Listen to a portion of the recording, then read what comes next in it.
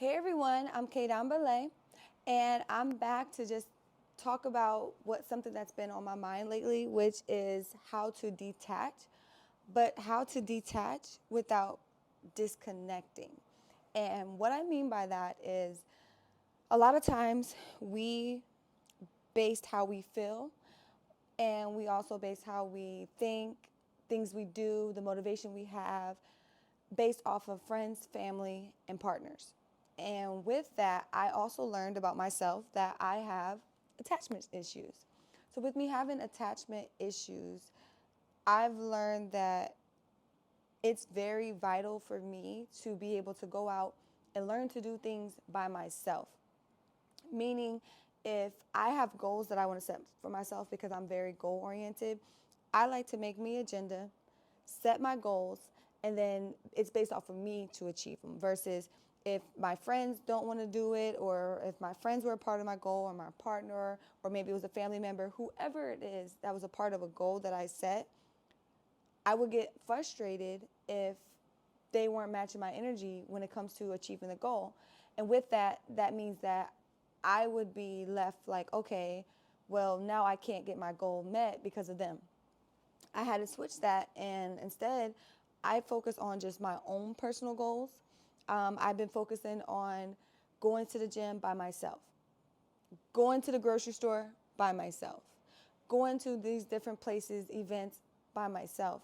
And the ones that want to come with me, that's fine. But what I mean by that is not always relying on other people to be able to do something that you want to do. And with that, I had to detach. And steps that I took to detach, honestly, it might sound crazy, but I had to just go all in, and I had to I had to go all in, and I had to start doing, just randomly start doing things by myself. So and putting myself in places where it's like, okay, I'm going to do this, and me doing this will help me get to this. So with that, if you find yourself, because I know I've have friends where they're like, yeah, I'll wait for my partner to go to the grocery store, and it's like you can't always wait for your partner to go to the grocery store, because then, one, say your partner just got off of work, y'all both could have just got off of work, right? And then you're like, well, I'm gonna wait for him or her to come home and then we'll go do this. But it's like, if even if you have one car or two cars, it doesn't matter. We have to get in the habit of doing things ourselves. But also, if you are, for example, in a relationship, there are times where you have to consider your partner for sure. So if you only have one vehicle, communicating like, hey, I'm getting ready to go to the store, versus saying, hey, we need to go grocery shopping. Are you ready to go? A lot of times people will do that thinking because it's a household chore that both partners need to do it. And then you're left frustrated when you're waiting on your spouse and they're taking too long because they really don't want to go. Or two, they're like, hey, do you mind just going to do that? And then, I'll see you when you get back. And then we start getting irritated because we're like, well, why can't you do this? Or why can't you do that? One of the things I had to learn to detach is, if I had this household by myself and no one else lived with me, I would have to go out and I would have to go grocery shopping. So what worked for me is being able to know what tasks need to be done and then just doing it. And if both parties are doing that, I think it also helps the household, because it's like we're all like, okay, I don't have this person to rely on. So it's not just up to, if you see a dish in the sink, put it in the dishwasher, like if we all just kind of work together. And that's just surface level stuff that I was thinking of at the moment.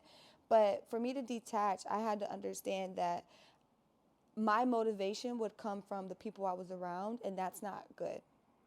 So if I know I have these goals and I'm not reaching these goals, that's on me. That's not on anyone else. It's not up to them to push me to go to the gym. It's not up to me for them to be like, hey, it's time to go grocery shopping, or hey, I'm hungry. A lot of times we have to grow up as individuals and understand that even if you are in a partnership or whatever the case may be, to understand that you can do things by yourself. But when I say I had to learn to detach without disconnecting, is because a lot of times I will like just detach, meaning I'll fall back. I don't, my energy will be different from you. The way I treat you might become different. So I'm learning to detach without disconnecting. So, for example, for my partner, if I wanted to go grocery shopping, I keep bringing up the groceries, but say I wanted to go grocery shopping, I will still be able to go out grocery shop, detaching from having to wait for my spouse to get home or my spouse to want to feel like it, for us to both go do a task that maybe I don't feel like doing it, because who really, I grocery shopping is tedious for me. I don't like it. I don't like it at all. I've tried Instacart, but then I'm like, you know what? It's just it's just that. But so with that, I would have to go grocery shopping and then know when I get back home, I'm not holding it against my partner. If I was out grocery shopping and then they're like, doing whatever they want to do and they're not necessarily preparing for putting groceries away, or I'm upset and I'm angry because they didn't go grocery shopping with me. So being able to detach from having that person there next to you to always have to do something, but still being able to connect with the person and not holding any type of grudge or any discernment towards them because of something that you decided to do to help detach. Because in relationships, it's really easy to become so wrapped up in either your spouse or your partner and kind of almost lose yourself. But it's like, you know what were you doing before your relationship? But where you have to consider your partner is because you guys are moving as a unit, communication is very important. No matter what the case may be. So that can that would help. And so for me, I'm still in the process of doing a journey, so I'll have to give you an update on what that looks like. But essentially, I've been focused on detaching, but not disconnecting. And if you guys want me to elaborate on this a little more, let me know. How do you guys feel about detaching from whatever it is that you need to detach from? Or do you feel like you don't need to detach? Just put a comment below so we can kind of have a conversation. I'll read the comments and we'll kind of elaborate on it. We'll just go from there. All right, guys. Take care.